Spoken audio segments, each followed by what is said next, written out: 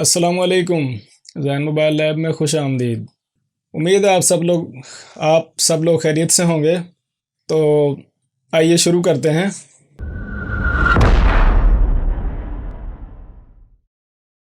आज मैं आपको CM2 SCR के बारे में डिटेल से बताने लगा हूँ।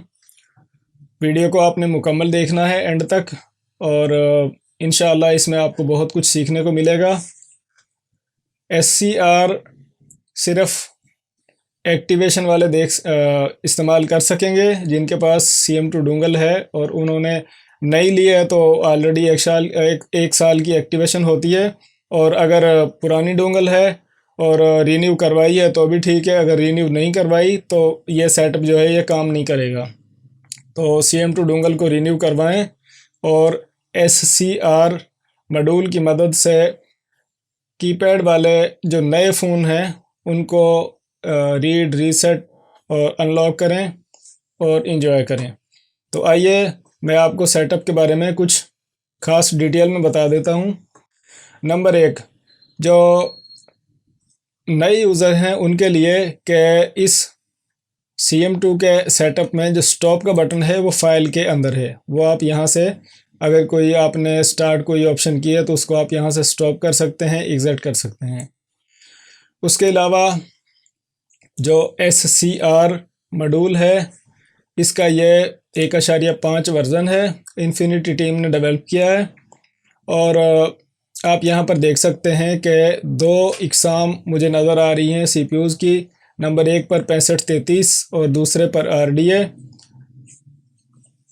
जबकि दूसरे बटन में आपको SC 6533 SPD FP यानी कि कीपैड वाले मोबाइल। तो जो 6533X लिखा हुआ है ये असल में एक मिक्स सी चिप है जिसको हम ना तो कम्प्लीटली SPD और ना कम्प्लीटली RDA कह सकते हैं, क्योंकि अगर इसको हम कंप्यूटर से कनेक्ट करेंगे 6533 वाले मोबाइल को तो वो डिवाइस मैनेजर में आपको बताएगा SPD, जबकि चिप जो है वो RDA के बटन को सेलेक्ट करने से ऑपरेशन उसके किए जाएंगे, चाहे आप उसको रीड करें, राइट करें या फॉर्मेट करें। बहरहाल मैं शुरू करता हूँ। पहले 6533, तो डिवाइस इन्फो और सिक्योरिटी इन्फो। तो अगर आप सिर्फ मोबाइल का मॉडल वगैरह जानना चाहते हैं तो डिवाइस इन्फो को टिक रखें, और अगर चाहते हैं कि आप मोबाइल के IMEI नंबर वगैरह के बारे में और आपको मोबाइल के बारे में मुकम्मल मालूमात चाहिए, जैसा कि आप देख सकते हैं ऊपर वाले बटन में डिवाइस इन्फो, हार्डवेयर डिटेल वगैरह वगैरह, सॉफ्टवेयर वर्जन, और जो दूसरा है इसमें IMEI इन्फो वगैरह। तो यह बटन बना हुआ है जिस पर लिखा हुआ है आइडेंटिफाई। तो अगर आप इस आइडेंटिफाई वाले बटन को क्लिक करके मोबाइल को कनेक्ट करेंगे तो मोबाइल के बारे में सिर्फ आपको मालूमात मिलेगी। मोबाइल का वैसे कोई ऑपरेशन नहीं है, सिर्फ ये मालूमात हासिल करने के लिए है। तो अब मोबाइल कनेक्ट करने के लिए जैसा कि कुछ चीज़ों की ज़रूरत होती है वो आपको मैं बता देता हूँ कि जब आप मोबाइल को कंप्यूटर से कनेक्ट करेंगे उसके लिए आपको एक अदद माइक्रो USB केबल, और अगर आपने USB ड्राइवर्स वगैरह पहले इंस्टॉल किए हैं तो बेस्ट है, वरना तो आप USB ड्राइवर इन्फिनिटी टीम की सपोर्ट से यानी कि CM2 डोंगल की सपोर्ट से आप डाउनलोड कर सकेंगे बआसानी। अगर आपको समझ ना आए और आपको ड्राइवर्स की ज़रूरत हो तो उसकी जो लिंक है वो मैं वीडियो डिस्क्रिप्शन में डाल दूँगा, वहाँ से आप क्लिक करके ड्राइवर्स डाउनलोड कर सकेंगे। मोबाइल को बंद हालत में आपने कंप्यूटर से कनेक्ट करना है, और कनेक्ट करने के लिए आपने सिफर के बटन को 8 से 10 सेकंड तक दबाए रखना है USB केबल लगाने के बाद। अगर ना कनेक्ट हो तो USB केबल को हटाएं, बैटरी को निकालें, बैटरी को दोबारा मोबाइल में डालें और उसका सिफर का बटन जो है उसको दबाएं और फिर USB केबल से कनेक्ट करें, जो USB केबल कंप्यूटर से कनेक्ट हो। तो 8 से 10 सेकंड में मोबाइल कनेक्ट होगा। तो जैसे मोबाइल कनेक्ट होगा, फ़र्ज़ करो आप आइडेंटिफाई यानी कि चेक करना चाह रहे हैं, तो मोबाइल की मालूमात आपको यहाँ पर शो हो जाएगी। और अगर आप मोबाइल को कोड लगा है, आप उसको रीड करना चाह रहे हैं, तो उसका कनेक्ट करने का तरीका सेम है। बस आपने इस बटन पर क्लिक करना है और उसके बाद आपने मोबाइल को कनेक्ट करना है। तो आपका जो सिक्योरिटी कोड है मोबाइल का, यूज़र कोड, वो यहाँ पर रीड हो जाएगा। और अगर आप मोबाइल को फॉर्मेट करना चाह रहे हैं, रीसेट करना चाह रहे हैं, तो उसका भी सेम तरीक़ेकार है कि आप इस बटन पर क्लिक करें और इस तरह। तो जब यहाँ पर ये वेट फॉर डिवाइस आए, तो आप उसी तरीके से, ये यहाँ पर भी लिखा हुआ है कि 0 का बटन आपने दबाना है। जब तक मोबाइल कनेक्ट ना हो आप इसको दबाए रखें, चाहे 5 सेकंड हो जाएं, चाहे 8 सेकंड या 10 सेकंड हो जाएं। तो अगर ड्राइवर्स वगैरह इंस्टॉल हुआ होगा तो कनेक्ट हो जाएगा, वरना तो न्यू हार्डवेयर फाउंड वगैरह लिखा आएगा, तो आप उसका ड्राइवर जो है वो सपोर्ट से डाउनलोड करके इंस्टॉल कर सकेंगे। तो आपने यहाँ पर जाना है फाइल पर, और इसको जो आपने स्टार्ट किया था फॉर्मेट रीसेट, इसको स्टॉप कर सकते हैं। तो इसमें दोस्तों ये थी सर्विस की ऑप्शन, जिसमें आप आइडेंटिफाई कर सकते हैं, फॉर्मेट कर सकते हैं और यूज़र कोड रीड कर सकते हैं। दूसरी ऑप्शन जो है वो है फ्लैश की। तो जहाँ पर भी फ्लैश की ऑप्शन हो, जहाँ पर भी फ्लैश की ऑप्शन हो, उसमें दो चीज़ें होती हैं, एक रीड, एक राइट। तो जो राइट वाली ऑप्शन होती है उसको फ्लैश कहते हैं, और जो बैकअप करने की, रीड करने की ऑप्शन होती है उसको रीड FW, और जो राइट करने की ऑप्शन होती है उसको फ्लैश। तो जब आप यहाँ पर से क्लिक करके फ़ाइल सेलेक्ट करेंगे, तो ये तमाम की तमाम जो ऑप्शंस हैं ये भी हाईलाइट हो जाएंगी। अगर बाय डिफ़ॉल्ट अगर आप इनको रखना चाहते हैं तो सिर्फ फ्लैश पर क्लिक करें, और अगर अपनी मर्ज़ी से यूज़र डेटा जिस तरह से फैक्ट्री रीसेट करना है, फैक्ट्री करना है, कैलिब्रेशन करना है, या फोर्स्ड फैक्ट्री रीसेट, तो वो आपकी मर्ज़ी है। और अगर आपने मोबाइल का बैकअप करना है, जिस तरह से बताया जाता है कि मोबाइल को फॉर्मेट करने से पहले या नई फ़ाइल से फ्लैश करने से पहले मोबाइल की फ़ाइल को कॉपी किया जाता है, तो आप यहाँ से रीड FW पर क्लिक करेंगे, मोबाइल कनेक्ट करेंगे, और आप मोबाइल की फ़ाइल जो है उसको कंप्यूटर में एज ए बैकअप सेव कर लेंगे। यानी कि अगर नई फ़ाइल लगाने से मोबाइल को कुछ मसला होता है या फॉर्मेट करने से कोई मोबाइल में परेशानी आती है, तो वो आप दोबारा से बैकअप की गई फ़ाइल राइट करके क्लियर कर सकते हैं। तो अब हम आ जाते हैं, ये जो दूसरा नंबर है 65XX लिखा हुआ है और आगे SPD FP लिखा हुआ है। तो इसमें ये 65 की सीरियल जो है इसके CPU के नंबर हैं, और ये SPD, और SPD में भी कीपैड वाले मोबाइल।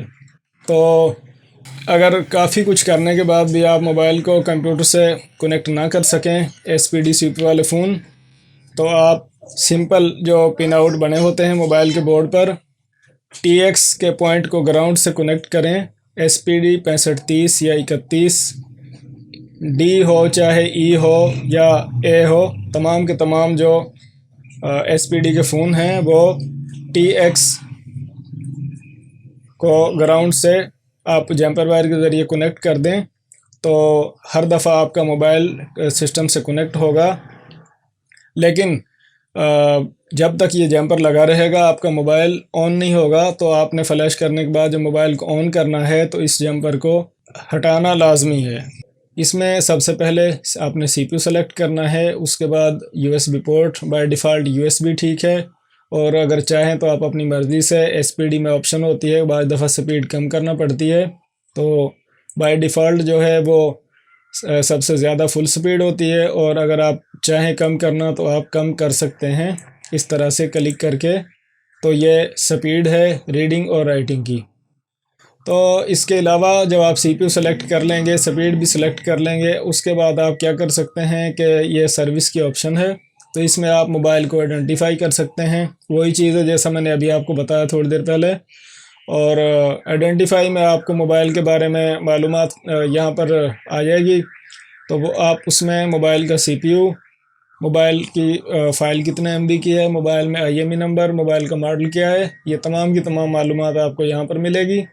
उसके अलावा अगर आप मोबाइल का यूज़र कोड रीड कर सकते हैं, मोबाइल को फॉर्मेट यानी कि फैक्ट्री रीसेट कर सकते हैं, और जो मोबाइल में सेटिंग्स होती हैं वो अगर मोबाइल को इस्तेमाल करने से अप डाउन हो जाती हैं तो फैक्ट्री रीसेट करने के बाद बाय डिफ़ॉल्ट सेटिंग हो जाती है, अपनी मर्ज़ी से आप कर सकते हैं।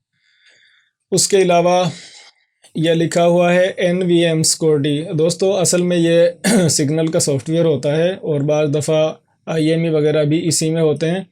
तो अगर आप मोबाइल को फुल फॉर्मेट कर रहे हो या फ्लैश कर रहे हो और अगर ज़्यादा मोहतात हैं, आप ज़्यादा एहतियात कर रहे हैं, तो आप मोबाइल को पहले रीड NV कर लें। ये एज ए बैकअप जो है वो फ़ाइल आपके पास सेव हो जाएगी। अगर मोबाइल को फ्लैश करने से बाद में कोई सिग्नल का या IMEI का इशू बनता है तो आप ये बैकअप की हुई फ़ाइल NVM वाली यहाँ से राइट करके उस मसले को दूर कर सकते हैं। तो इसमें भी दूसरी जो ऑप्शन है वो है फ्लैश।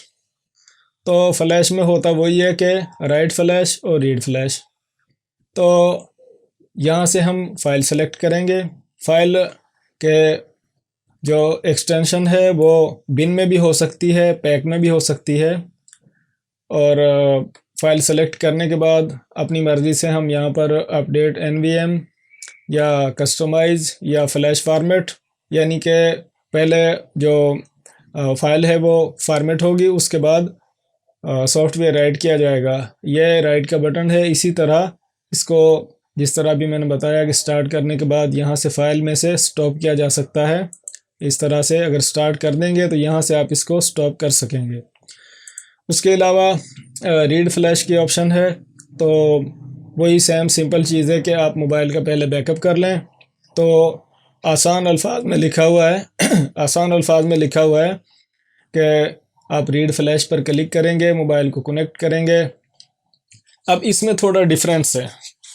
ये एक दो चीज़ें मुख्तलिफ हैं जो मैं आपको बता देता हूँ, और मोबाइल को कनेक्ट करने के हवाले से हमारे चैनल पर SPD CPU के लिए पहले से वीडियो मौजूद है, बल्कि एक नहीं कई वीडियोस मौजूद हैं। अगर आप मोबाइल कनेक्ट करने से परेशान हैं या SPD का मोबाइल है और SPD CPU वाला मोबाइल है और कंप्यूटर से कनेक्ट करने में आपको परेशानी है, तो बआसानी वो आप कर सकते हैं। उसके लिए मैं यहाँ से रीड पर क्लिक करूँगा तो यहाँ पर आप देखेंगे कि लिखा आ रहा है कि सबसे पहले आपने मोबाइल को ऑफ़ करना है। तो बिल्कुल मोबाइल को आपने बंद कर देना है बटन से। उसके 10 सेकंड बाद आपने कनेक्ट करना है, या आप ऐसा करें मोबाइल की बैटरी निकाल कर दोबारा डालें, और लिखा हुआ है प्रेस एंड होल्ड बूट की। तो बाज़ दफ़ा ऐसा होता है कि बूट की तलाश करने में काफ़ी टाइम लग जाता है या काफ़ी परेशानी का सामना करना पड़ता है। तो बूट की के मसले को हल करने के लिए बूट केबल भी बनाई जाती है, मॉडिफाई केबल उसको कहते हैं। तो मैं यहाँ से स्टॉप कर देता हूँ।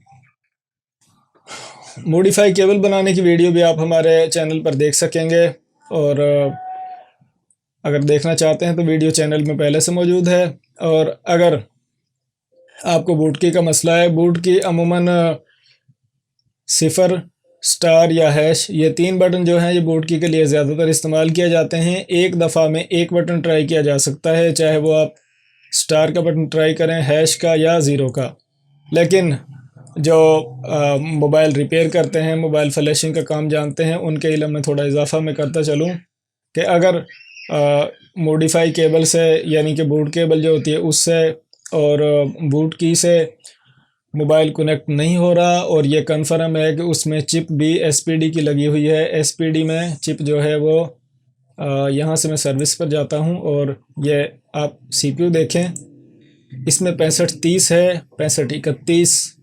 अब इसमें ये तमाम के तमाम जो हैं ये लिखा हुआ है 6531, लेकिन असल में है क्या 6531, 6531D, 6531E, 6531DA। तो इस तरह से इसमें ये मुख्तलिफ फिर CPU की मेमोरी का हिसाब है कि ये जो पहला जो ये बूट है सेलेक्ट करने के लिए CPU का नंबर है, ये 4 MB से 8 MB तक होता है। दूसरे में सिर्फ 4 MB, और तीसरे में 8 MB से 16 MB, और उससे आगे 4 MB, फिर 4 से 8, और फिर 4 MB, और 4 MB से 8 MB। तो अगर तो CPU जो है वो 6530 है, तो आप यहाँ से सिर्फ 6530 को सेलेक्ट करेंगे। लेकिन अगर मोबाइल में जो चिप लगी हुई है वो 6531 है, यानी 6531 में सिंपल 6531 है, 6531D है, 6531A है, 6531E है, तो आप 1 बाई 1 करके ये ट्राई कर सकते हैं। तो इसमें कोई ज़्यादा टाइम नहीं लगेगा। ये मतलब गिनती के 3-4 जो है वो एग्ज़ाम है CPU की, तो वो आप यहाँ से 1 बाई 1 करके ट्राई कर लें। और जैसा आप ये सॉफ्टवेयर यूज़ करते रहेंगे तो आपको कंफर्म हो जाएगा। मैंने 6531E के ज़्यादातर मोबाइल जो हैं वो यहाँ पर 4 MB पर, ये लास्ट सेकंड यहाँ पर मैंने मोबाइल जो है वो कई राइट किए हैं, रीड किए हैं, फ्लैश किए हैं इस बूट पर। तो मेरे ख्याल से सॉफ्टवेयर में कुछ इतना इसमें सेटअप में जो SCR का है कुछ इतना मुश्किल नहीं है कि जो रह गया हो कोई बात बताई ना गई हो। लेकिन फिर भी अगर आपको किसी परेशानी का सामना हो और आप ये SCR का मॉड्यूल इस्तेमाल कर रहे हो तो आप हमें कमेंट में बताएं, हम उसका रिप्लाई करेंगे। और अगर रिप्लाई से काम नहीं चलेगा तो हम आने वाले दिनों में SCR मॉड्यूल की जो मोबाइल इससे फ्लैश होते हैं वीडियोस नेट पर अपलोड करेंगे। तो दोस्तों, वीडियो देखने का बहुत शुक्रिया। अगर आपने हमारे चैनल जैन मोबाइल लैब को सब्सक्राइब किया हुआ है तो वीडियो को लाइक करें, वीडियो को शेयर करें, वीडियो पर कमेंट करें।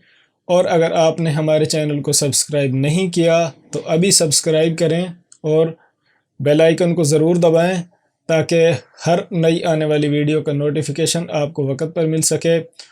दोस्तों, आजकल लॉकडाउन चल रहा है, कोरोना वायरस की वजह से हालात काफ़ी ख़राब हैं, तो आपने अपना ढेर सारा ख्याल करना है और अपनी फैमिली का, अपने अजीज़ व क़रीब का। तो दोस्तों, हमें इजाज़त दें। अल्लाह हाफ़िज़।